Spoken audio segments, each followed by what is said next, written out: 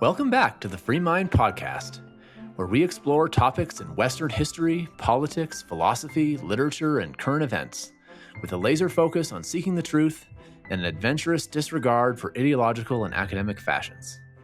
I'm Matt Burgess, Assistant Professor of Environmental Studies and Faculty Fellow of the Benson Center for the Study of Western Civilization at the University of Colorado Boulder. My guest today is Jessi Streib. Jessi Streib is Associate Professor of Sociology at Duke University and the co-recipient of the 2023 Early Career Award from the Inequality, Poverty, and Mobility section of the American Sociological Association. She is author of 4 books, including Is It Racist? Is It Sexist? Why Red and Blue White People Disagree and How to Decide in the Gray Areas, co-authored with Betsy Leondar-Wright, which comes out in 2025 and is available for pre-order. We discuss this book and the questions it raises about how to diagnose and address injustice and tensions between this and other societal objectives. The views expressed by Jessi on this episode are hers alone and do not necessarily reflect those of her co-author. Jessi Streib, welcome to the Free Mind Podcast. Thanks for having me. So I have had the good fortune, thanks to you, to get an advanced copy of your forthcoming book, Is It Racist? Is It Sexist? And there's a lot of really interesting things in there, and where you're looking at how white people in particular disagree on what's racist or sexist, and then you and your co-author suggest your own method of analysis. So one of the big frames in your book is how people seem to disagree on to what extent and whether to focus on outcomes versus intentions when defining racism and sexism. Can you explain that? Sure. So we divide our respondents into 2 broad groups. So there are people who usually acquit. We call them acquitters. So if something comes up, is this racist or sexist? They say either flat out no, or there's not enough evidence to say one way or another. And then the other group are convictors. So people who, if they're asked if it's racist or sexist, almost always say, yes, it definitely is. And so the 2 groups use different definitions of racism and sexism. So acquitters tend to use a narrower definition. They tend to use intent. And the convictors tend to use a broader definition. They tend to use a more outcomes-based definition, although they would also include intent as part of racism and sexism. So they're already starting with very different ideas about what racism and sexism are. And maybe to back up, why does it matter what the definitions of racism and sexism are, as opposed to, here's a problem in society, and whatever, regardless of whatever we call it, we're going to try to address it? I think partly because we don't agree on what that problem is, right? And we're using the same words to describe vastly different phenomenon. And so you've got one side saying like, oh, there's no racism, it's all in the past, or hardly any, and another side saying it's everywhere. And if you don't understand that we're actually talking about very different things, you would be very confused about why we can't agree. And also just if we want to solve these problems, I think we want to develop some sort of common language to be able to talk about them. Is there something about the loadedness of the term that's relevant? So for example, the criminal justice analogy, right? Where your terms acquitters and convictors. Yeah. If you convict somebody of a crime, the law, there's an automatic something that happens by the law, right? Depending on what you're convicted on, you have some sentence, you go to prison maybe. So does the analogy work because the terms racist and sexist are so loaded that there's this automatic negative connotation if we decide something is racist and sexist, and that in a sense raises the political stakes of how you use the term? I think so. I mean, when we call something racist or sexist, it's usually a call to action, right? It's not saying, oh, it's racist or sexist, we're not going to do anything about it, it's not a big deal. We're saying, oh, it's racist or sexist, like we need to do something. There's a moral wrong that is happening, that something unfair in the world is happening, and we absolutely have to do something. And so, yeah, I think that because they are loaded, it means that we have to do something. And I think it kind of helps the analogy work. Although, of course, like nobody's going to jail because they did something racist or sexist unless it's a very extreme thing that they did. Right. Well, continuing with this analogy, in courts of law, there's a very high standard of proof, right? For criminal courts, it's beyond a reasonable doubt. in some other court-like things, there's a debate, for example, with Title IX, should we use preponderance of evidence or clear and convincing evidence? And the standards of proof are, I would argue, less about what's going to get us the right or wrong answer and more about which type of error we think is worse, right? So we have a high standard of proof in courts of law because our legal philosophy is such that we think that convicting an innocent person is worse than letting a guilty person go free. Mm-hmm. In your book, you talk about how, you're not really aligned with the acquitters or the convictors, but you're maybe a little bit more aligned with the convictors. And I think it kind of has to do with this, which type of error is worse. Can you explain that? And how does that relate to criminal justice or not? Yeah, I think that's exactly right. So the quitters, these people who almost always say, no, it's not racist or sexist, or there's at least not enough evidence to know, I think they're especially worried about false accusations, and they're not as worried about inequalities that we end up not addressing. And so their low bar of evidence is perhaps on purpose. And the opposite is true. Convictors tend to have, it's the opposite. Convictors tend to have a very low bar of evidence to say what's racist or sexist, because they're more inclined to say, if we make some mistakes and call some things racist and sexist that aren't and make some false accusations, well, that's kind of just like what happens when you have to address racism and sexism. It's not that big of a deal. And so they are using very different standards of evidence, with the quitters making it very hard to convict and the convictors making it very easy to convict, I think partly because they are worried about different things. Okay, great. And I want to put a pin in that and come back to it at the end, because I think one of the fascinating questions that your book drew out for me is, how well do we actually understand what the risks are on either side of this question? But I want to put a pin in that and go back to the end. Because because we haven't talked yet about in detail about how you suggest we approach this, and it makes more sense to follow that. So one of the fascinating patterns that you start with, that you kind of I think is a major hook of your book, is that the way that white people are divided on questions of race don't really neatly fit any of the classic, sociological theories of self-interest, for example. And I'm not an expert on these theories, but one of the patterns that you really draw out that seems counterintuitive in the context of these theories is that white people are, by some measures, more divided on race issues than people of color are, meaning that, some white liberals are more extreme on their side than non-white liberals, and vice versa. I'm not, an expert on this topic, but I've seen the same pattern in other contexts. So, for example, on climate change, it's the exact same thing. White liberals, white liberal climate hawks tend to be much more climate hawkish than the average non-white liberal, and among conservatives, deniers of climate science are also disproportionately white. And I think there's kind of a general pattern that in multiple polling studies that the political extremes on both sides are disproportionately white, affluent, and educated. So my question to you is, do you see what you're finding with race as part of a general pattern, or in what ways is it distinct? And what do you think explains it? Yeah, I hadn't thought that much about the general pattern. I think it depends on the issue. Because, for example, our white, liberal, highly educated people, they weren't great about class, right? So they tend to kind of downplay classism, especially for white people, right? So if you're white and poor, well, you didn't experience racism, so you probably could have done better in your life. Maybe you are a little bit to blame. They don't say it that directly, but it's often hinted that way. And they do a lot to deny white poverty. And so they're not extreme on class issues at all. And so I would think it's really probably issue dependent.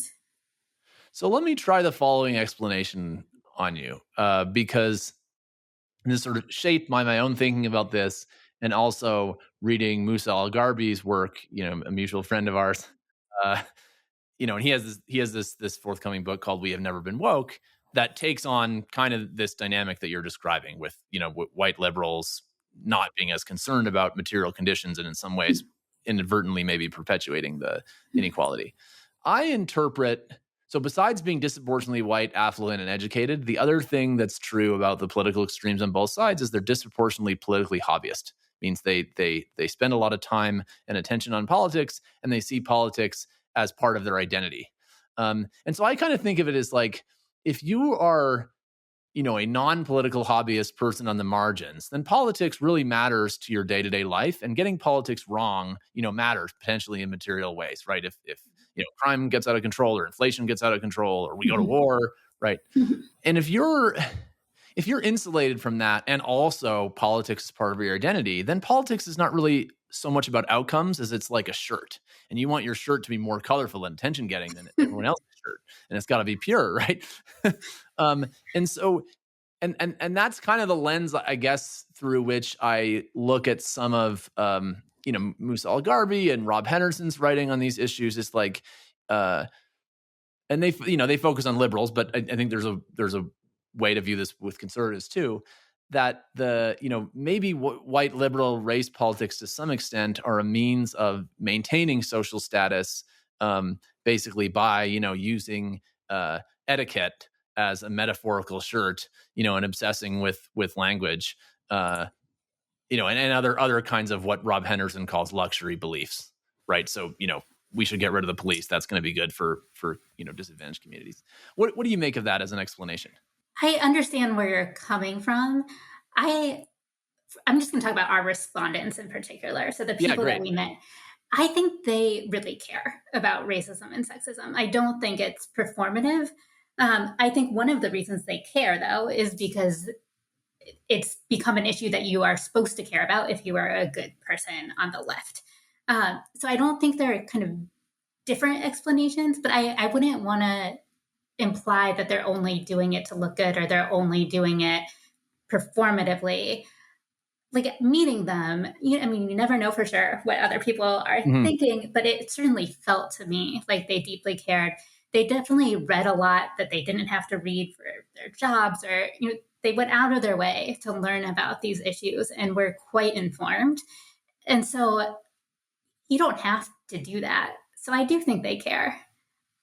Yeah, that's a good point. And from my understanding, Musa Al-Gharbi would agree with you there, that the degree to which it's social standing reproducing and has unintended consequences is unintentional. I'm not sure about the luxury beliefs frame that Rob Henderson uses. Maybe is a little bit more cynical.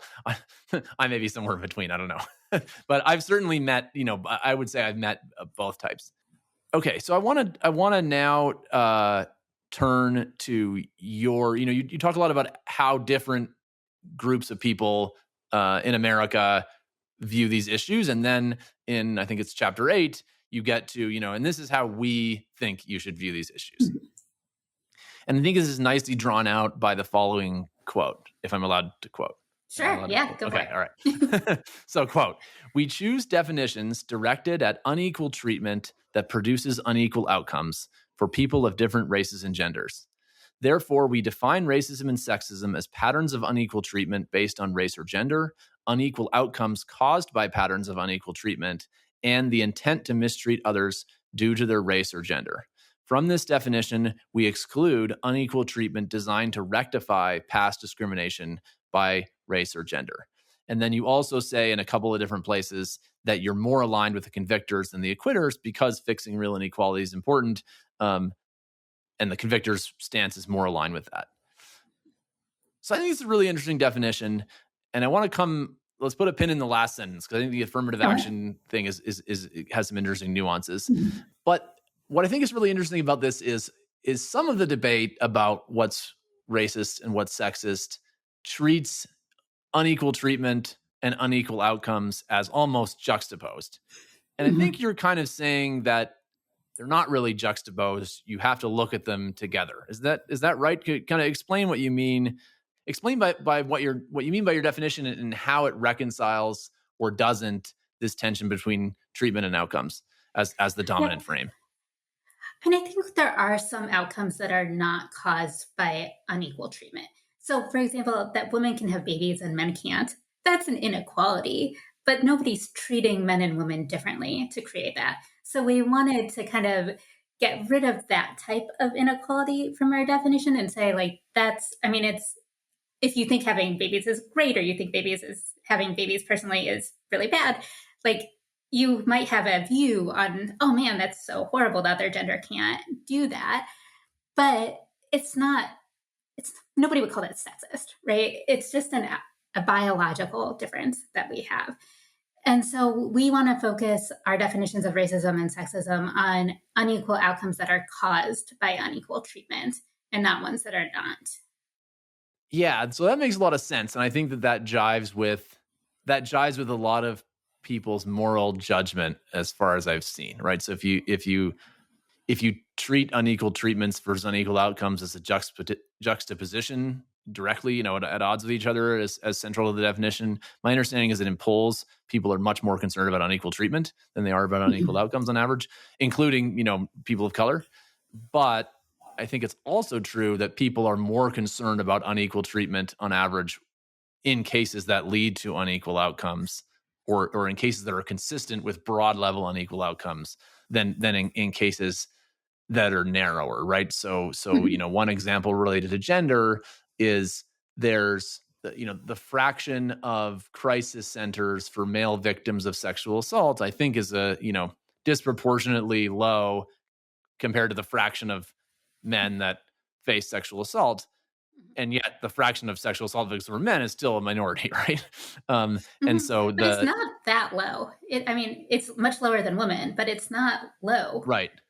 But my point was just that society, I think, has made a moral judgment that sexual assault, we care more about sexual assault against women than against men. And my guess is that has to do with a combination of the fact that it's vastly more common to be a sexual assault victim if you're a woman. And then maybe also there's some evidence that women in general receive empathy more easily than men across a bunch of different domains. But probably more the first one. In terms of the point I was trying to make earlier, I'm more thinking about the first one. Your point is that can you restate your point? Sorry. Yeah, that basically that people, although if given the choice, I think the average person is more worried about unequal treatment than unequal outcomes. I think it's also true that we are more worried about unequal treatment in cases that map onto unequal outcomes. So I think that's right. Yeah. So we do care. We would agree. Yeah. So, nobody likes, and I shouldn't say nobody, but, for example, most people don't like Louis Farrakhan, right? Who's a pretty virulent bigot, whether or not, your definition considers him a racist. But, most people, I think, would also consider him less of a pressing concern than the Klan because of the way that his bigotry or the Klan's bigotry maps onto unequal outcomes. Does that make sense? Maybe that's a cleaner example. Yeah, I think we care about unequal outcomes most when they are caused by unequal treatment, and we care about unequal treatment most when they lead to unequal outcomes. Yeah, I guess the point I'm trying to go with this is it seems like your definition of racism and sexism is trying to thread the needle and capture that social intuition that we have. Is that right? That's right. Yes. Okay. Cool. All right. So now I want to talk about the last sentence about affirmative action. Just to repeat it, you say, from this definition, we exclude, definition meaning of racism and sexism, we exclude unequal treatment designed to rectify past discrimination by race or gender. And that seems intuitive in the context of the broader definition. But I also wonder if it glosses over the debate that people have in the context of affirmative action about individual versus group-based rights. Kind of the underlying question is, what does it really mean to rectify past discrimination, right? So, if, for example, there's lots of evidence that women who have children, that penalizes them in the workforce, right? In a number of different ways. That's as far as I understand the economics literature, that's by far the biggest contributor to what people call the pay gap. And occupational segregation. Right. Yeah. Well, which is also in the sense that I'm thinking of part of the pay gap, right? if you just take the kind of raw pay gap. Okay.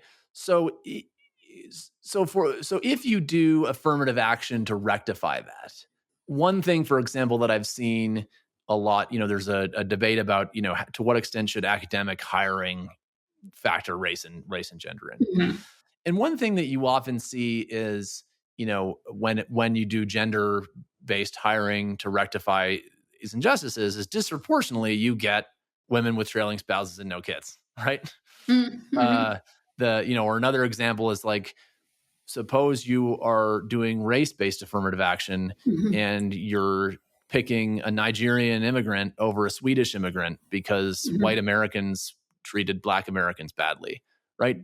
Does that make sense? And sort of how narrow do you have to define rectifying past injustice kind of in your definition? Yeah, I mean, we don't get into it. And I think there's a reasonable debate on both sides. So I think the group based people would say just having representation of that group is really important. And and helping members of that group broadly, even if they weren't the individuals who are personally hurt, can kind of spill over and do more to help people who are more affected in that group. I think the other side would say, but let's actually help the people who were disadvantaged by the thing we care about and identify them.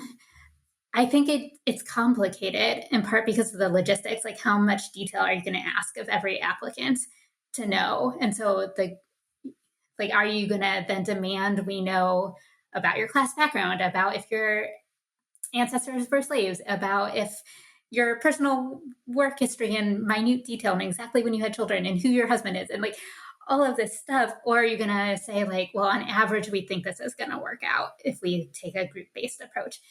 And I think there's trade-offs, and I can personally see the benefits of both of those approaches and why people on both sides would be frustrated by the other approach. But I think in general, we just don't want to call it racist or sexist if we're using an approach to try to rectify inequalities that we know were caused by unequal treatment. Even if they're not perfect, even if we wish there was a better system, our point is just let's not call them racist or sexist. Gotcha. Would you also say, analogously to your convictor or acquitter judgment, would your position also be that we should err on the side of doing something that's imperfect as opposed to not doing something, or would you not go that far? We want to be really careful about accurately identifying the sources of mistreatment. So we don't want to just say, chances are it was caused by mistreatment, so let's do something. Because you could end up spending a lot of money and a lot of resources and lose allies by doing the wrong thing and not fix the problem. That's not helpful. But we also don't want to say, let's ignore it. So what we really want is this evidence-based approach to figuring out what's racist or sexist that can be slow, that can be time-consuming to really figure it out. But then once you figure it out, then you can do something that's likely to be effective rather than rushing in and doing something even if you don't fully understand what's going on yet. Because that's doing things that are unproductive to solve the problem has a lot of its own problems as well. Yeah, a thing that I think is kind of related to individual versus group-based rights that you touch on in the book, which I think is really interesting and underappreciated, so I'm glad that you touched on it, is the way that people sometimes conflate individual cases and broad patterns. And I actually think that conflation sometimes happens in both directions. And you had some really interesting examples. Do you want to give an example of that? Sure. So we present our respondents with this case where a man is in the hospital and he's clearly sick. He's got IV bags hooked up to him. And a woman walks in and he says, "Hello, nurse." And she corrects him and says, "I'm not your nurse, I'm your doctor." And we ask our respondents, was this sexist? So people who tend to acquit, they tend to see this as an individual case. They say, this man, look how sick he is. He might barely be conscious. We don't know if he can see the door and see the woman who came in the door.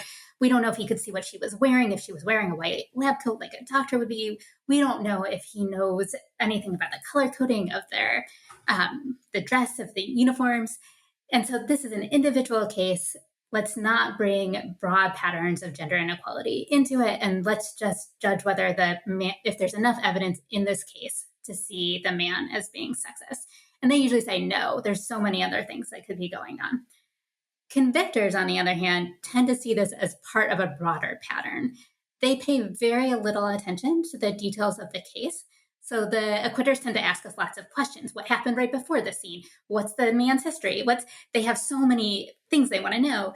To convictors, that's not relevant. There is a pattern. The individual case doesn't really matter. This case fits what they know to be the pattern, which is that women in authority positions are often seen as not having the authority that they do, that in particular, women who are doctors are often mistaken as nurses.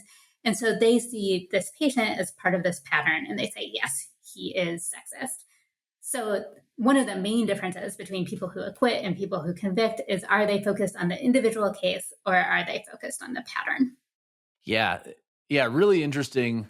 Where my mind went when I was reading that was, well, so when I talk to people about this, I always like to start with a safe hypothetical where everybody can see the logical error, and then you get into the trickier ones. So here's the safe one, right? That I think exposes how it can be pernicious to generalize from the individual to the pattern in both directions. Mm-hmm. So if somebody, suppose that you were a sexual assault counselor, right, at a university, and a man comes to you and says, I was sexually assaulted, you would be an insensitive, horrible person if your response was, well, statistically, that's super rare, right? You'd be very bad at your job if you did that, right? On the other hand, imagine if after telling his story, the same man said, it's an injustice. My experience shows that it's an injustice that half of the crisis centers are not for men, right? Mm-hmm. He would be making a logical error there too. But you can see the same kind of logical challenges in trickier areas, right? So for example, in the last 5 years, I've seen an awful lot of evidence that faculty hiring is on average skewed towards affirmative action in the last 5 years. Now, nonetheless, there still are jackass search committee members who say racist and sexist things, right? Mm-hmm. Yes. There still are, I'm sure, search committees that make racist or sexist decisions, right? In kind of in the more traditional ways. And it seems like I often find that people have a hard time holding those two ideas in their head at the same time.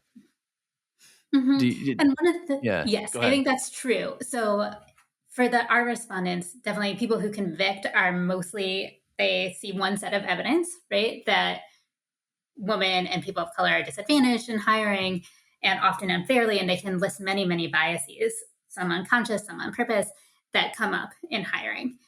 On the other hand, people usually acquit say, it's usually pretty fair. Of course, there's a few awful people out there, but on average, it's pretty fair.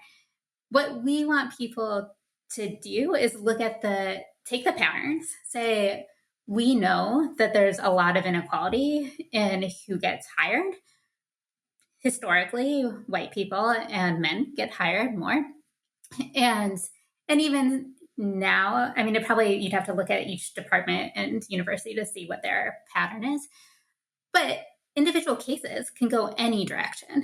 And so you should be aware of the pattern when you're thinking about the case, but the pattern itself is not evidence of what happens in any particular case. Right. It should just prime you to be aware that particular things could be happening, but then you need to get evidence from the case to figure out exactly what happened in that situation. Yeah, that makes a lot of sense. Okay, so a related entanglement that I think is challenging for people. And I want to start by reminding you and our listeners that I generally like your willingness to not be put in one box or the other on unequal treatment or unequal outcomes. So with that framing in mind, I want to ask you about cases where what I would call, innocuous or not unfair causes of unequal outcomes can really get intractably entangled with unfair causes. So let me give you 2 examples relating to men and women in heavy industry on the one hand and in pre-K education on the other hand. So I have the rare experience of when I was in college, I was a man who worked in pre-K education, worked for 2 summers as a daycare worker. And, there were definitely some things that about that work environment that whether or not you call them sexist, you would definitely call it gender bias. So for example, I was literally told on the first day, you are not allowed to do any kind of diaper changing because a not insignificant fraction of parents assume that men who work in daycares are pedophiles. Like my boss literally said that to me, right? We had respondents who said that too. Yes. So the and other things that are kind of more innocuous, like for one of the 2 summers, I was the only man in the workforce, and the other one I was other summer I was one of 2. Sometimes the women I worked with would want to do things outside of work that I just wasn't interested in, right? Mm-hmm. And these things didn't bother me that much, right? I mean, honestly, if someone says you're not allowed to change diapers, your first reaction is like, okay. Right. But I could see how that these things might discourage some men from choosing that career path who otherwise would. On the other hand, I'm also extremely confident that probably in large part innate average differences in preferences and interests are the dominant driver of the gender disparity in the demographics of that profession. And but there's an interaction. So let me go to heavy industry on the other hand. And I was thinking of heavy industry because there was recently an article in some periodical that I read about sexism in heavy industry, which I have no doubt exists, right? Yes. Again, you have an occupation which I would guess the non-unfair forces, differences in interests, would lead that occupation to naturally be overwhelmingly male. And yet, and you're welcome to disagree, but for argument's sake, let's just assume that I'm right, because then if I'm wrong, then it's not an interesting question, right? So the evidence, as far as I've read, and you probably know this evidence better than I do, suggests that it's something like if the gender ratio is more lopsided than between about a quarter and a third, then there can be isolation and alienation. And I haven't seen this explicitly in the research, but I would guess that effect is slightly stronger on women when they're in the minority than on men. So, for example, one of my aunts was in a big criminal law firm, in the early 90s, right? One of few women. And, when I would tell her about, the women I worked with in the daycare doing something that I wasn't interested in, she would talk about the men that she worked with in the 90s inviting her to the strip club, right? There's a difference there, right? But like one, I'm not interested, but it doesn't offend me, right? Right. In the way that it might. And I could imagine the same thing being true in heavy industry, that there could be a culture that is, not just like isolating, but also potentially toxic, right? Certainly that's what this article was talking about. So here you have a case where, suppose it was true that in heavy industry, the fair distribution, if nobody cared about being the minority, and so the demographics are just based on interest. Let's just, for argument's sake, say that the natural equilibrium would be 5 to 10% of the workforce is women, right? And yet we know that if you have 5 or 10% of the workforce women, in reality, those women are going to likely face a hostile climate and feel isolated. So now it seems like you have a trade-off where it's like, if you don't kind of push things farther than probably the fair forces would push them, you're going to have unfair forces, right? If you allow the fair forces to, kind of work the way that they will, then you're going to have this unfair force. So what do you think about that trade-off, and kind of how does that, assuming it exists, and feel free to, throw evidence to me that it doesn't. But assuming that exists, how should we think about that trade-off in the context of the way you and your co-author think about racism and sexism? Yeah, I mean, I think it depends on how narrowly or broadly you want to define fair here. So boys are encouraged to play with heavy machinery objects when they're, toys, when they're little, right? And parents are more likely to point them out to them when they go past them. And so there is some level of socialization. I'm not a geneticist or a biologist to know how much is innate, but I think we can say pretty confidently that there's at least also some socialization that goes into that. So if we think heavy machinery jobs are awesome jobs that we want everybody to have, then that would be unfair, but maybe at the point of childhood socialization rather than later. Also, with your preschool daycare experience, it would be best if people didn't assume you were a pedophile. Like, I think that I would be agree. the Thank you. fair outcome, right? Like, we don't want unfair stereotypes to continue. So the fair thing would be to not assume that of you, to do a criminal history check to see if there's any evidence of it. Which they do, obviously, to be clear. Yes, right. But not to assume that just because you're a man, you must be a pedophile. So I think those things seem fine to me to think about in terms of unfair treatment. But let's, but that's the easy one, right? Like, it seems like, so, and I agree with you, right? So I think what you're saying is, don't negatively stereotype men who work in daycares, don't be a jerk and sexually harass women in heavy industry, right? Yeah. But that, great.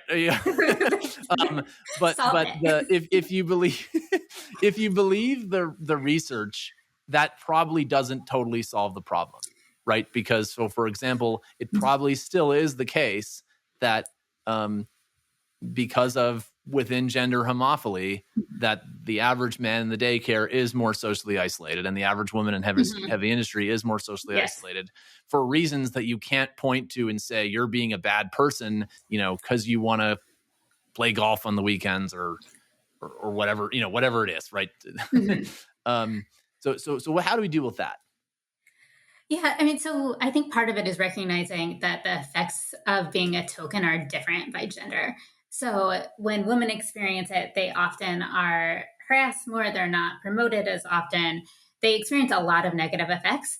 The research on men who are teachers, just not daycare specifically, but teachers more generally, is that being a token makes often the women there treat them very well, right? Oh, don't you want to be a principal? You'd be such a great principal.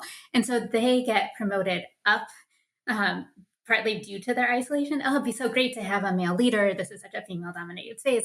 And so the consequences are very, very different. So I don't think they're actually as parallel as we might think.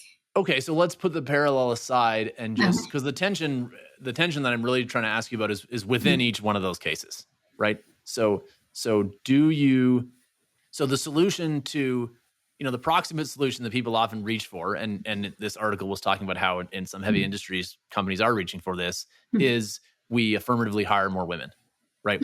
We use sex as a deciding factor in some hires to bring in more women. Right. My claim is that there's a tension between, on the one hand, doing that reduces the unfairness of being a token, but it also creates unfairness within the decisions. Assuming that the women are less qualified, it would create the unfairness. Well, on average, sure. But if you imagine a case where you say, pick the best candidate, subject to it has to be a woman. In some cases, that constraint isn't binding. You want to pick a woman anyway. In some cases, it is binding. On average, it will be binding, more often than zero, right? So in the cases where the constraint is pivotal, how do we think about that trade-off? I think we acknowledge that it's a gray area, and that sometimes when we try to fix one inequality, we create another, and we have to think carefully about which kinds we are most wanting to do and what the kind of overall benefits of doing so are.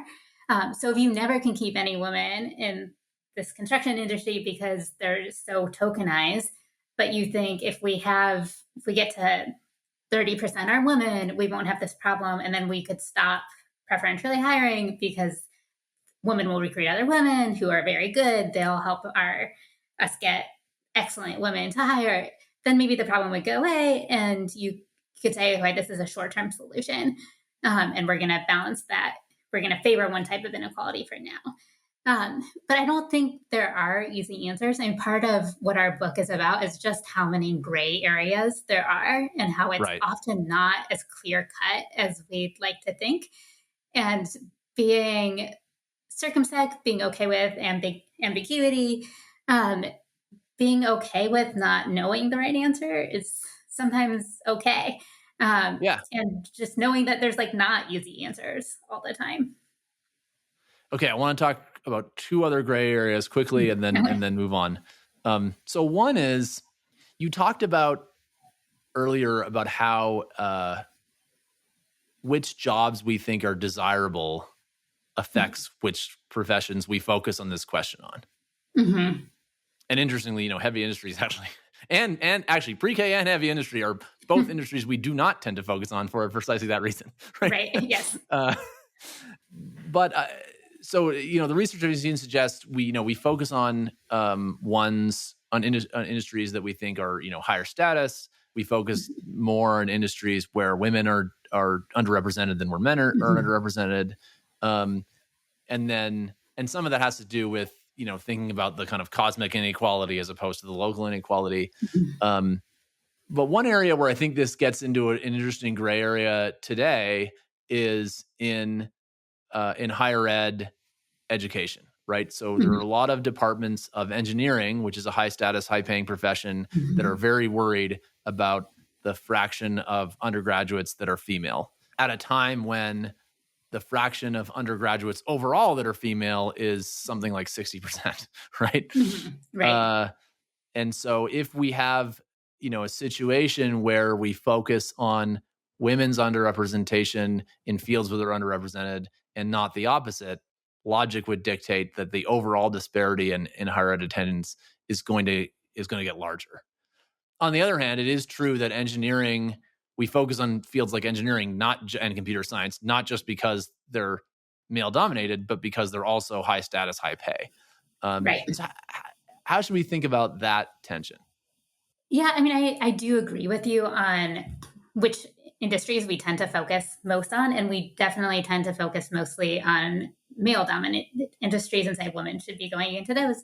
I think, your conclusion is that men might not go into college as much. We could also encourage men to go into education or to other female-dominated fields. Right. So my question is that, or my premise is that currently we are not focusing on that as much. I think we should on getting men into healed professions. Yeah. I wonder if part of it is what we think is possible. So it's possible to get women to go into high status fields where it's harder to get men to go into lower status fields. And in general, that might just be true. Everybody wants more status and more pay. Oh, I see what you're saying. It's easier to upset the apple cart when there's the lure of status. Yeah, I got you. Right. Yeah. But I also think because historically men have had so much more status and money that totally lost my train of thought. That's okay. I basically was saying, how do we or here's maybe another way to think about it. Within higher ed, being an engineer and computer scientist is higher status than being a historian or sociologist.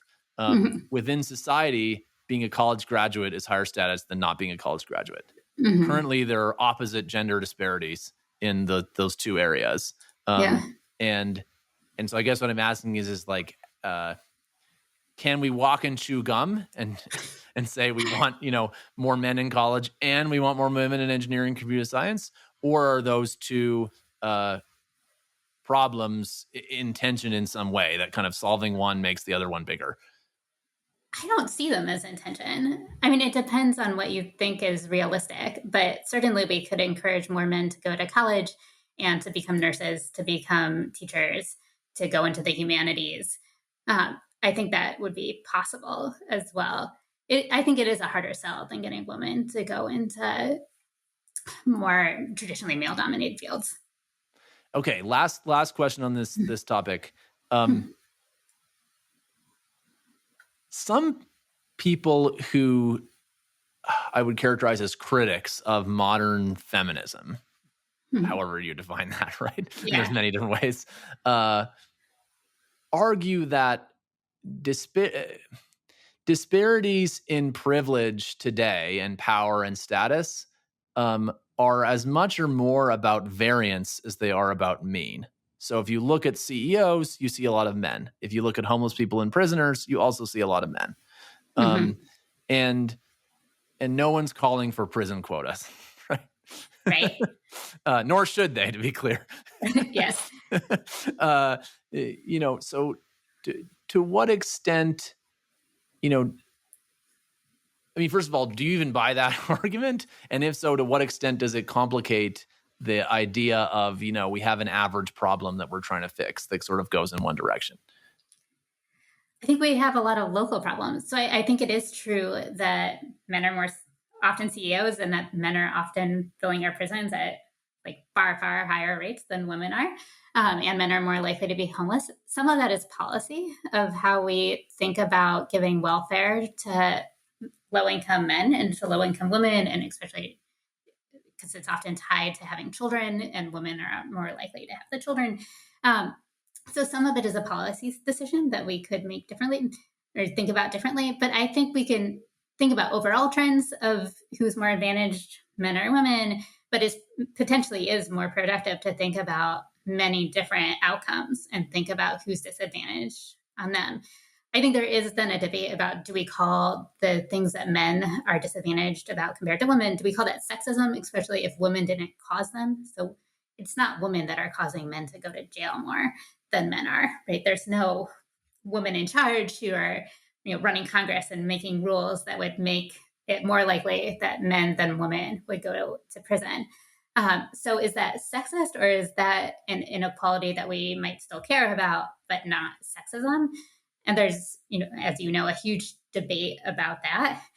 I'm not sure it matters. I think we might just care if we have the right number of people in prison and if we are over penalizing men or not penalizing women who are dangerous in ways that we should. Yeah, the closest I've seen to anybody like reconcile these frameworks is Tanya Reynolds, who's a psychologist at I want to say University of New Mexico or New Mexico State, and she basically says, gender biases that go against men and go against women have the unifying characteristic of assigning men more agency. So if men are disadvantaged, it's their fault, and when we want to help them less, and if men are doing well, then we reward them more, and we give them more credit for their accomplishments. So the last tension I want to get your thoughts on is where there's areas where there's a tension between fixing a local inequality and some other objective, right? So one that's kind of one type of inequality versus another type of inequality would be this idea, this representation matters idea, right? So for example, there's I'm aware of pretty good evidence that there's a small but not insignificant effect of having teachers of the same gender and race, especially for what's strongest for African American boys.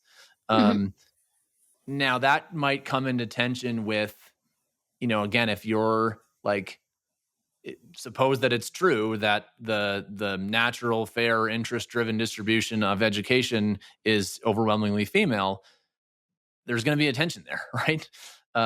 And you have to basically kind of cross-generationally balance the unfairness of having non-diverse teachers for the kids versus maybe the unfairness of having to affirmatively hire and therefore exclude some people who want to be teachers at the teacher level.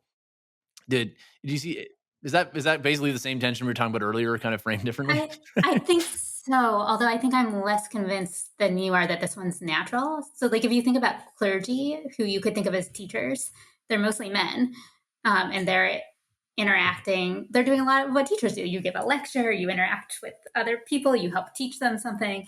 And so I think historically, a lot of teachers have been men. So I guess I'm not convinced that this one is a natural one. Although, again, I'm not a biologist, so I can't say for sure. So let me give you another example that's related that I think is less controversial. So I'm writing a paper right now on what I call the intergenerational fairness paradox. Okay. And this is, and I started thinking about this because I saw polls that on the one hand say almost everybody in America supports equal opportunity, and 2/3 oppose inheritance taxes, and like that doesn't make any sense. Right? And I think where it comes from is, so you can show mathematically that basically the paradox is as follows. If you define fairness as proportionality, right? Your out, what you get out of life is proportional to what you put in, or kind of in mathematical terms is a monotonic increasing 1-to-1 mapping between inputs and outcomes is kind of how I defined it in the paper. if one of the things you care about and invest in is your children's well-being, it is mathematically, provably impossible to strictly satisfy proportionality in 2 consecutive generations. And the reason is, if I invest more in my children's well-being and education than my neighbor does, then our proportionality requires my kids to have an advantage over his kids. But our kids' proportionality requires that they don't. And there's just no way to reconcile that. It's like mathematically, you can deviate a little bit from proportionality over here and a little bit from proportionality over here to kind of strike the balance. And I think that's, roughly probably what people intuitively are trying to do. But you can't solve the problem, strictly speaking, unless you assume people don't care about their kids, which, as a parent, I can tell you we do. And so what I wonder aloud in this paper is, are people basically giving these conflicting answers because when they're asked about one thing, they're thinking through the lens of the parents in this paradox, and the other thing they're thinking through the lens of the kids. And you can imagine how this type of thing would map onto inequality in a bunch of different ways. Mm-hmm. So there's a tension of what you want for your parents and what you want for your kids, just like there's a tension of if you try to fix one inequality, you might create another. Kind of,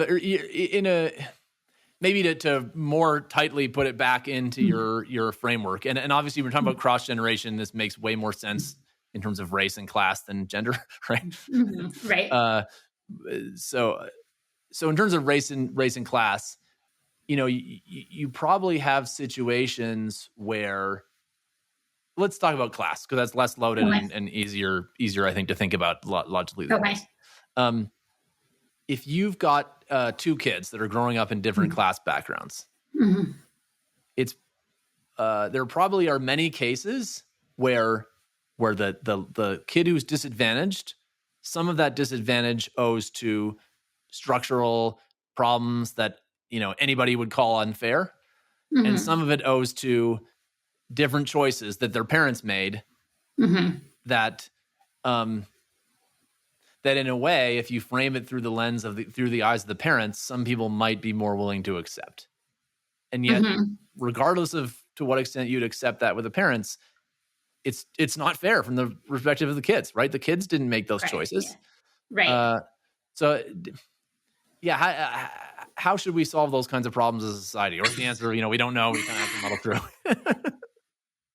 Yeah, I mean, I don't know. I mean, I'm with you that parents have a lot of power over their kids, and structural issues have a lot of power over their kids to solve them.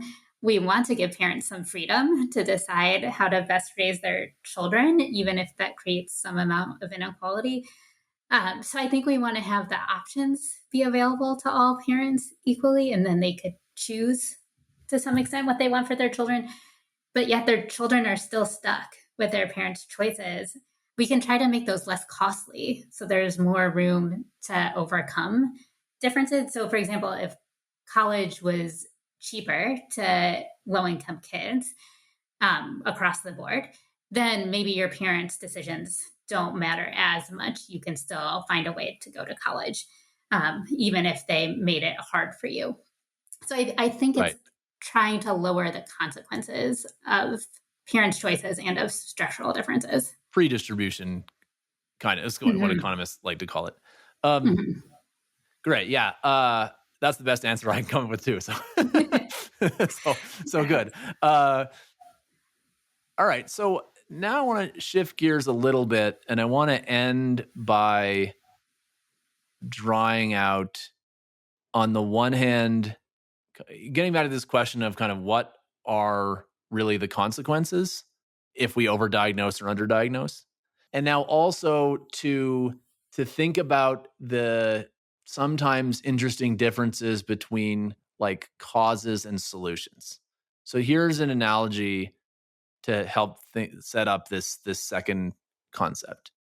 It's extremely well established that smoking increases risk for lung cancer. It's also, I would say, extremely well established that once you have lung cancer, stopping smoking isn't going to cure your lung cancer, right? Right. And you could imagine you can imagine scenarios, and I'll frame them hypothetically because there are acknowledging the fact that there are active debates about to what extent these scenarios are real and when do they apply and when they don't. But a common, for example, conservative view of structural inequality, and I apologize to my conservative audience if I'm over paraphrasing, but I'm going to put it out there. Okay. It's basically that, yes, historical discrimination, on axis of race and axis of class is absolutely relevant to the patterns that we see today in terms of, race and class inequality. Mm-hmm. However, the argument goes, in terms of what is actually going to today, solve the problem, it's less going to be, white people going to seminars and feeling bad about themselves, and more about things that are going to fix, the family breakdown, and things that are going to break cycles of crime, and things that are going to, in some communities, break cycles of addiction, right? In lower class communities of all colors that have been hit hard by the opioid crisis, right? And so let's just, for argument's sake, suppose that some cases fit that description, right? And recognizing that there are many, many active debates about which do and which don't, right? In cases where that's the relevant description, to what extent is it still helpful to use racism or classism as the frame of analysis? I think it's still helpful. So it gives you a sense of what to look for, and to think about if the outcomes are the same for each group. So, for example, growing up in a single parent home, the outcomes are quite different for Black and white families. Black among kids do boys, better. Yes, particularly. Yeah. More so than girls, I believe. Depends on which outcome you're looking true, at. True. Yes. Yeah. Economic ones I'm thinking of, but yes. Yeah. But in general, Black families do better in the same family structure than white families, partly because the family structure that we're measuring doesn't include extended kin that are often helping Black families in a way that they're not helping white families. And so just knowing that, you might look for different things, you might think about different solutions, you might not care about the same issue in exactly the same way for each group. So I think it's never bad to think about the patterns of how racism has affected people, how classism has affected people. But ideally, then you would think about the individual ways that people locally are experiencing something and try to give them a direct solution. So taking this into the gender world.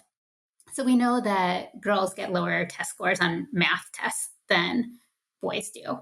So if you just applied that across the board, you'd be like, oh my gosh, girls really, we need to give them more math homework to help them catch up. We need to do all these things. But if you don't think about it specifically, you'll miss the problem.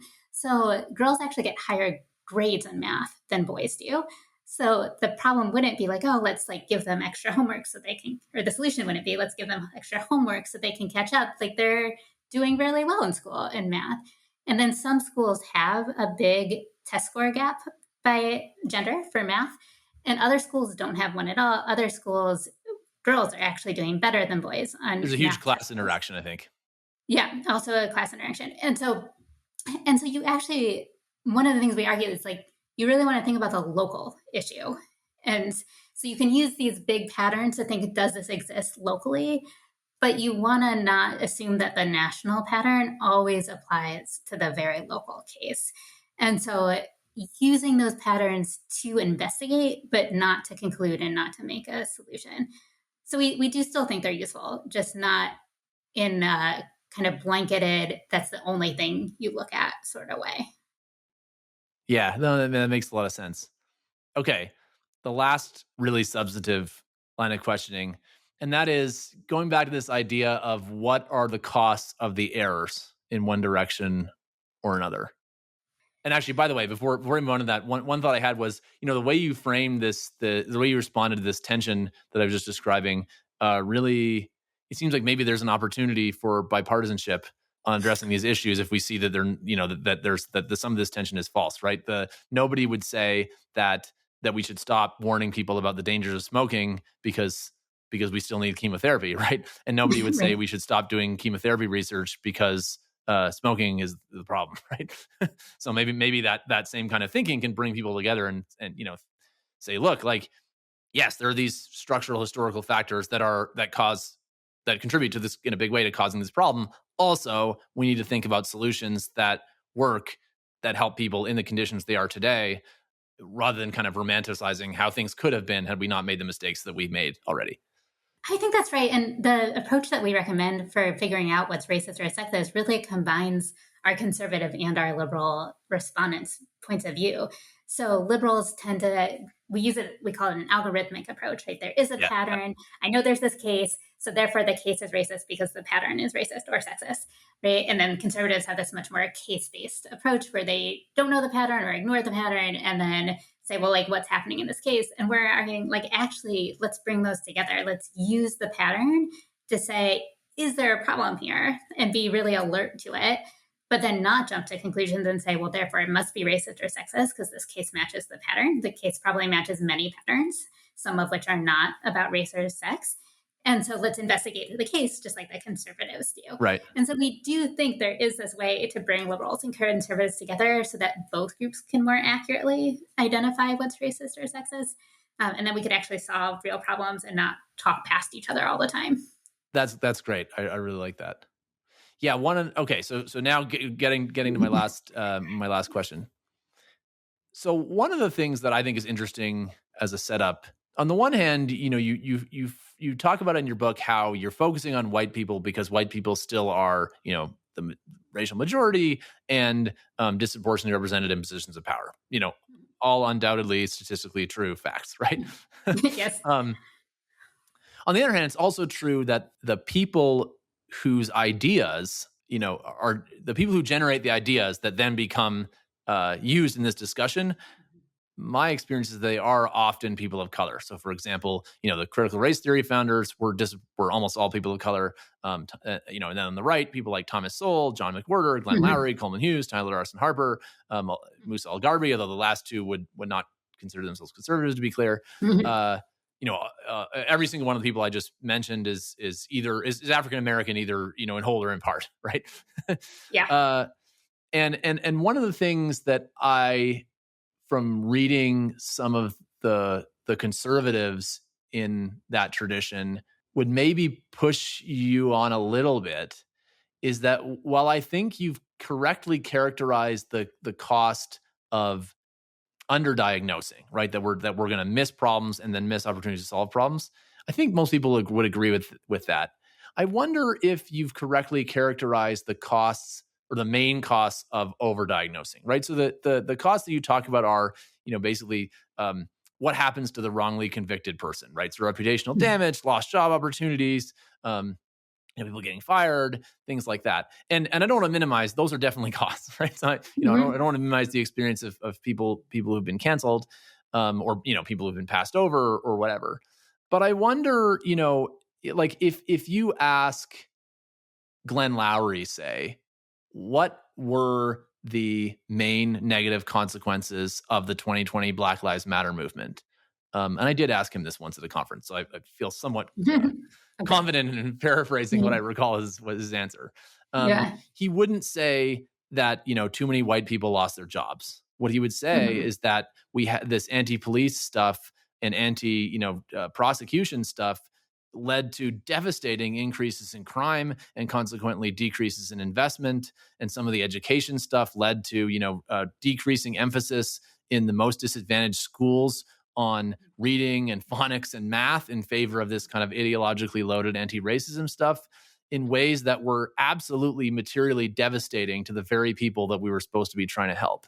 And so what are your thoughts on that? Like, are there major costs to overdiagnosing to the people that we're trying to help? Because sometimes overdiagnosis leads to, naive solutions that make the problems worse. I think there's a difference between overdiagnosing and misdiagnosing, or properly diagnosing the problem, but thinking about the solution incorrectly. And so, I think, Black Lives Matter is correct that a lot of Black men get shot by police compared to white men. It's disproportionate, which isn't to say that no white men are. There's a debate actually in the literature about shooting versus non-lethal force, the kind of role of fire stuff. But sure, the broad point, policing has bias. Absolutely, it does. Yes. Okay, let's say assaults are definitely unequal.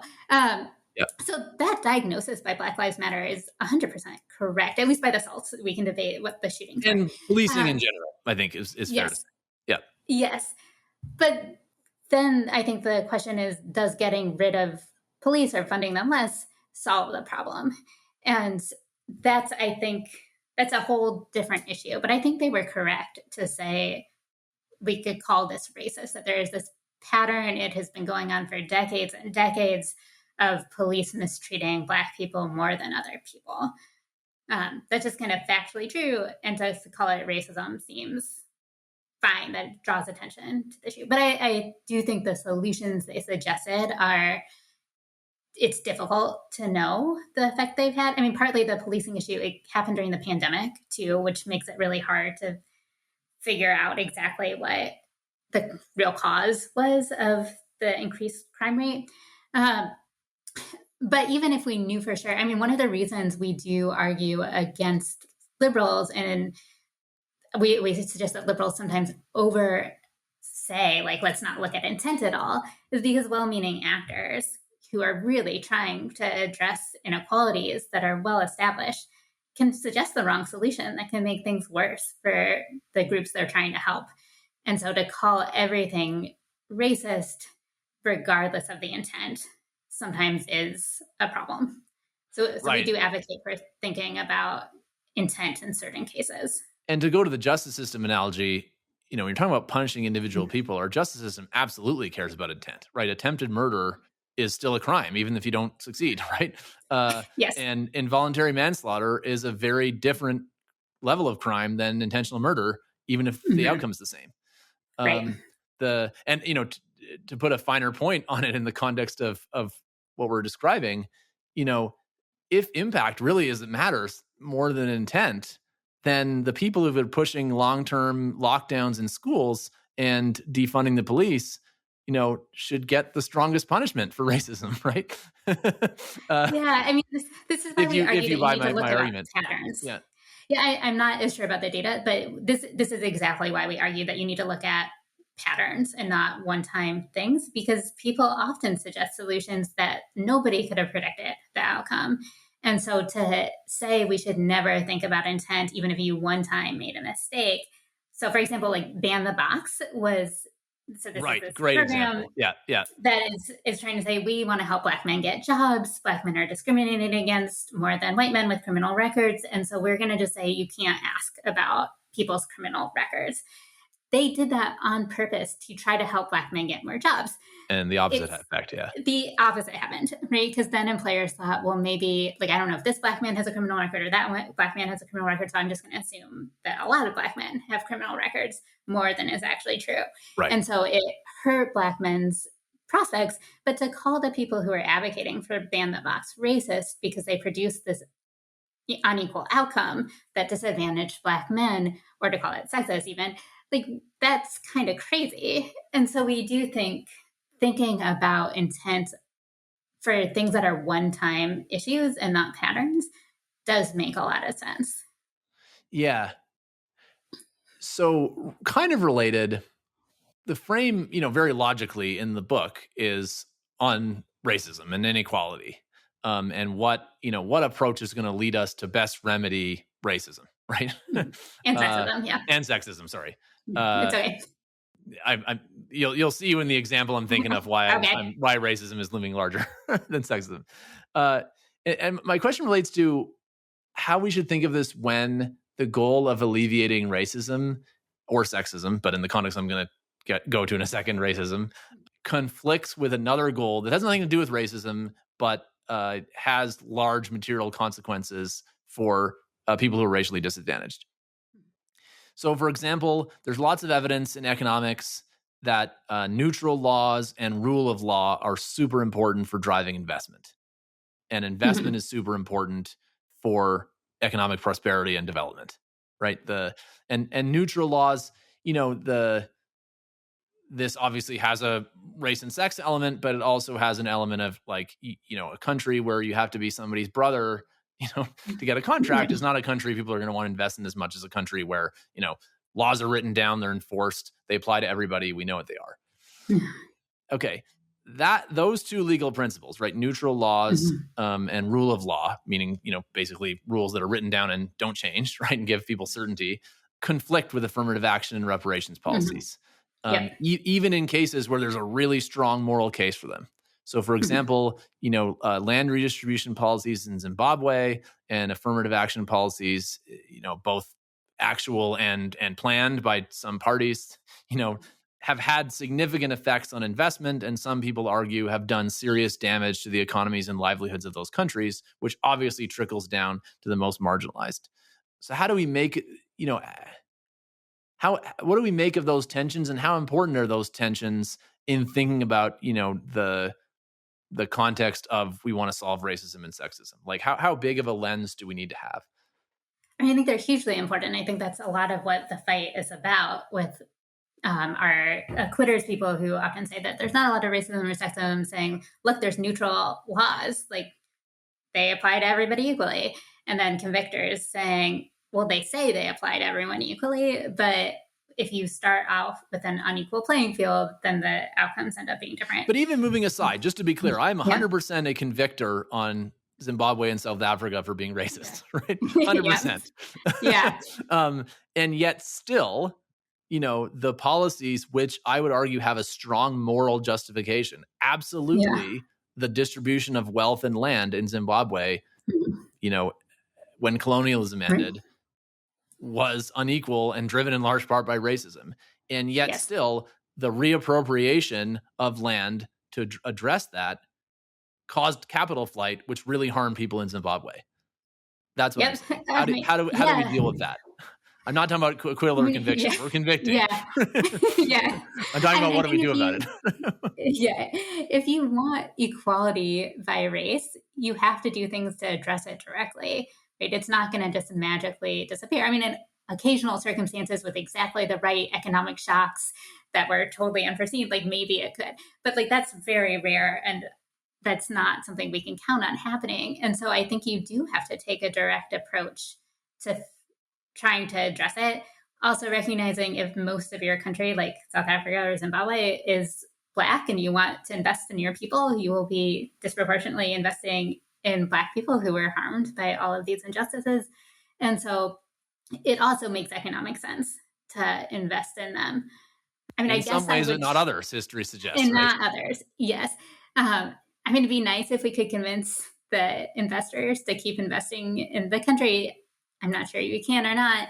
Yeah, I think the morally right thing to do is to still help them, assuming the consequences, and have this race conscious policy. But yes, I understand what you're saying, that has some negative consequences, even for the people you are trying to help.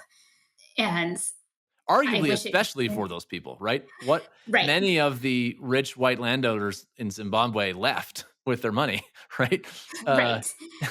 They weren't the ones stuck, holding the bag when the economy, went south.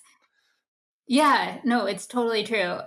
I mean, I think it goes to how complicated this is and how much we want to do to prevent future inequalities from happening so that we don't end up in these situations more than we have to. But I don't have a great answer. I mean, I take your point that there are, as much as I'd like to say, let's have race conscious policies to help people who are very, very discriminated against be due to their race, it doesn't always unfold the way I would hope it would. So I don't have an easy answer to that. I think, no worries. I don't either. That's why I asked. So let me end with one last question that maybe doesn't have an easy answer either. Okay. And that is, it's hard to talk about racism and sexism in the last 5 years without noticing and talking about the rise and subsequent fall of the DEI industry since 2020. Mm-hmm. I mean, obviously it started before that. It hasn't completely fallen back to where it was, in 2015.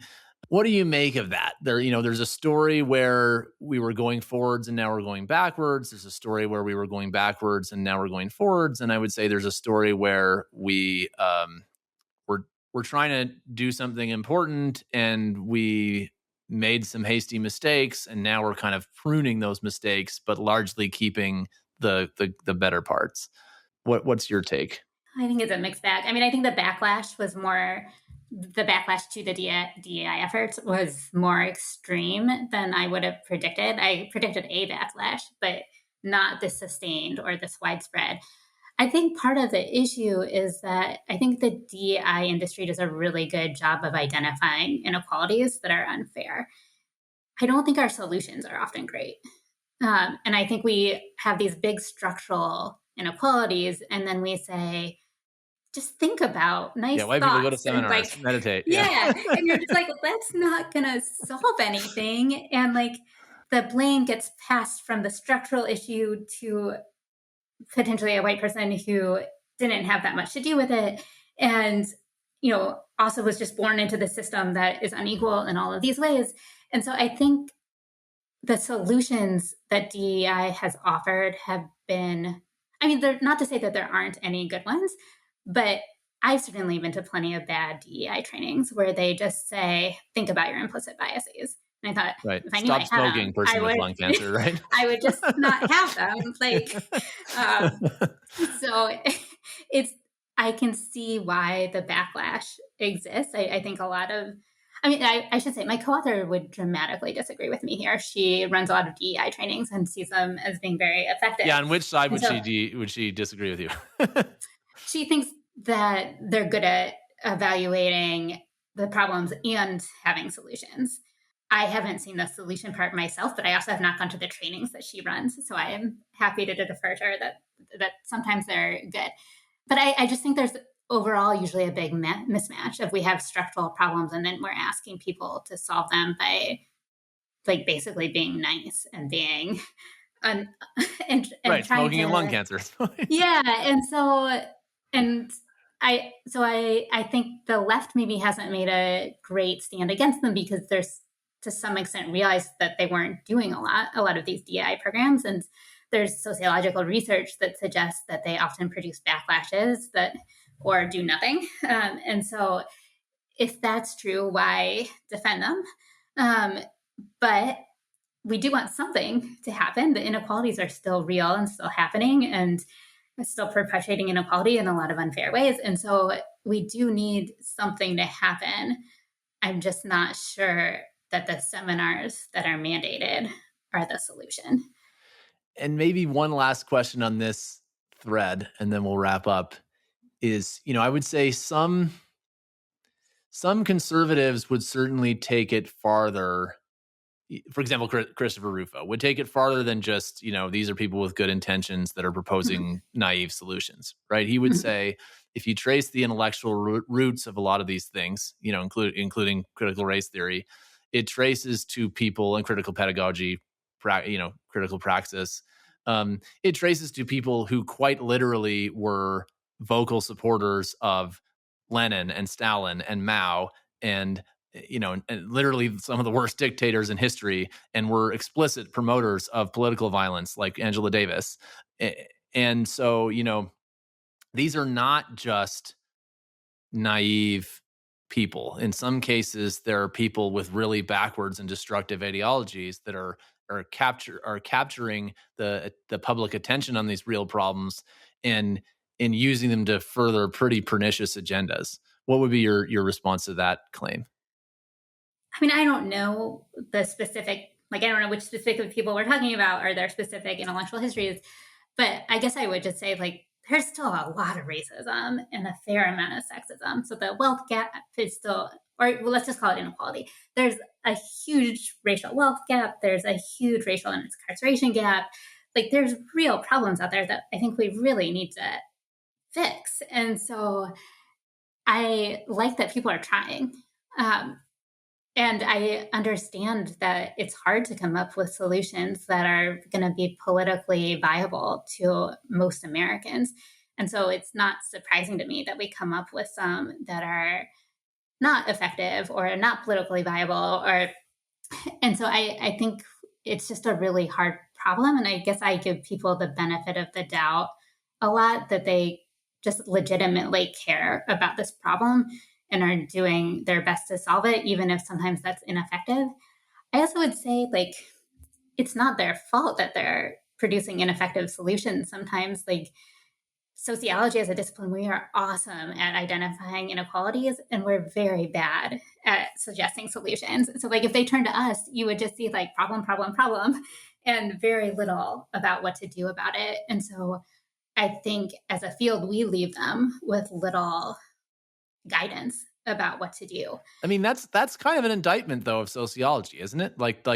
Isn't not to say that it of course it's good that sociology is good at identifying problems, but isn't it a problem that we're not paying enough attention in sociology to solutions? I don't know. Do you tell me? Yeah, I mean, I would agree. I think there's a lot of reason for it.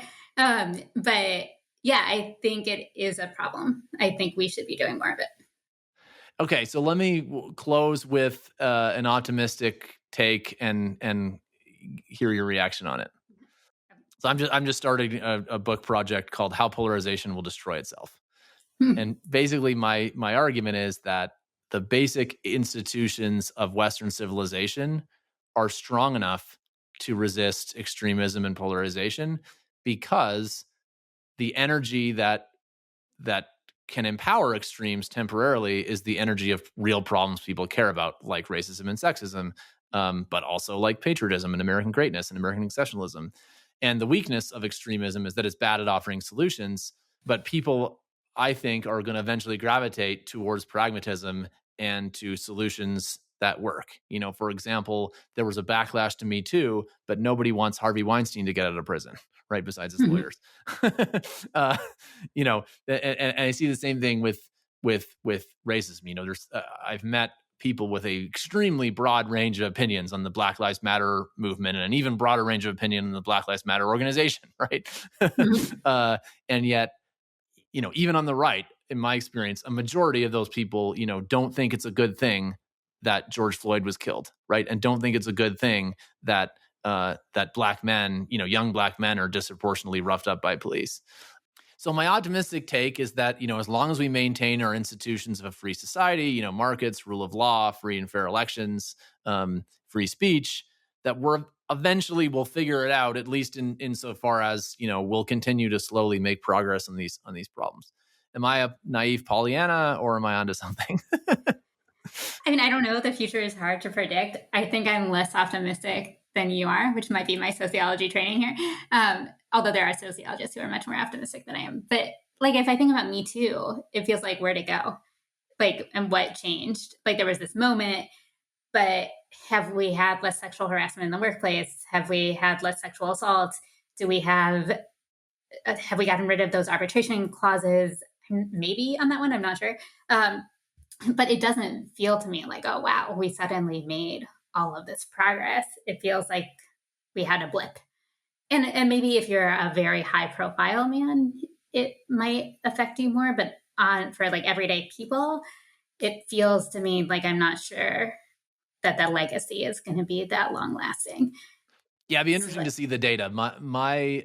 Which I haven't seen. So I 100% admit that this is anecdotal, experiential take. But my anecdotal experiential take is that there are still bad actors. You know, the 5% or whatever it is of men who are jackasses, you know, still exist, and some of them are still employed. But some of the more innocuous, but still, you know, cumulatively pernicious stuff in terms of day-to-day behavior norms, I think, have perceptibly changed in ways that even people who think, you know, Me Too cancel culture went too far, you know, don't want to undo. But again, I admit that I haven't seen national data, and I could be a totally naive Pollyanna. Yeah, I haven't either, so I'm not sure. But I think also we just disagree about the extent of problems so much. So what we call our motivated acquitters, the people who say there's like no sexism basically anytime, they would deny that men sexually assault women that often. And they would say women put themselves in these situations so that they can have sex with these men, and then they can claim assault, and then they can get a book deal or somehow make money off of this incident. And so they like don't even believe it's a problem to the same. And then, on the opposite end, like liberals sometimes overstate the problem, the numbers of the problem at least. So I just think we're so far apart on recognizing what's real and how it comes about that I feel like the polarization might continue for quite some time. Yeah, I don't think it's going to go away overnight, but I do think it will and already has decreased somewhat from its apex in 2020, 2021. Anyway, we could do a whole other podcast on that. Yeah. We're out of time. Thanks so much, Jessi Streib, for coming on the Free Mind podcast. Super interesting. And when will your book come out so our listeners can look for that? It'll be out in the end of January, and it's on Amazon for pre-order already. Oh, great. And just to recap, the title is it racist? Is it sexist? Yes, and with my co-author, Betsy Leondar-Wright. Yeah, and so everybody should go check that out. And, Dr. Streib is, although similar career stage as me, has written a whole bunch of other books, which is really interesting and impressive. So I encourage you to check those out too. A lot of different books. Would it be fair to say that kind of inequality in different ways is kind of a theme? Yeah, all the other ones are about class inequality. Yeah. Cool.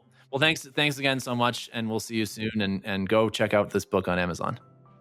Great, thank you. Thanks. The Free Mind podcast is produced by the Benson Center for the Study of Western Civilization at the University of Colorado Boulder. You can email us feedback at freemind@colorado.edu or visit us online at colorado.edu/center/Benson. You can also find us on social media. Our Twitter, LinkedIn, and YouTube accounts are all at Benson Center. Our Instagram is at The Benson Center, and the Facebook is at Bruce D. Benson Center.